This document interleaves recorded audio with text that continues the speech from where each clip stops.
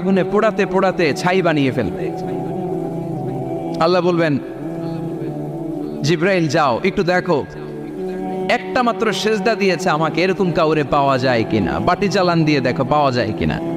খুঁজে খুঁজে কাউরে পাবে না। আল্লাহ বললেন আবার দেখো, খুঁজে খুঁজে একজনকে পাবে। সামান্য ইমানের ছিটে ফোঁটা তার অন্তরে ছিল। আল্লাহ বলবেন, যেহেতু ছিটে ফোঁটা আছে, অনেক মায়ের খেয়েছে, ওকে বের করে জাহান্নাম থেকে বের করে একটা নির্ধারিত দূরত্বে রেখে দাও। রেখে দেয়া হবে, কিন্তু জাহান্নামের আগুনের লেলিহান শিখাতে তার গা ঝলসে যাবে। সে আল্লাহর ডেকে বলবে, মাবুদ তোমার কাছে আমি কিছু চাই না, জাহান্নাম থেকে তুমি আমাকে বের করেছো, জীবন নদীর পানি তুমি আমার গায়ের মধ্যে ঢেলে দিয়েছো, আমি আবার সজীবতা ফিরে পেয়েছি। আমি তোমার কাছে জান্নাত চাই না, শুধু নিরাপদ একটা দূরত্বে আমাকে রেখে আসো, যাতে জাহান্নামের আগুন আমারে কষ্ট দিতে না পারে। আল্লাহ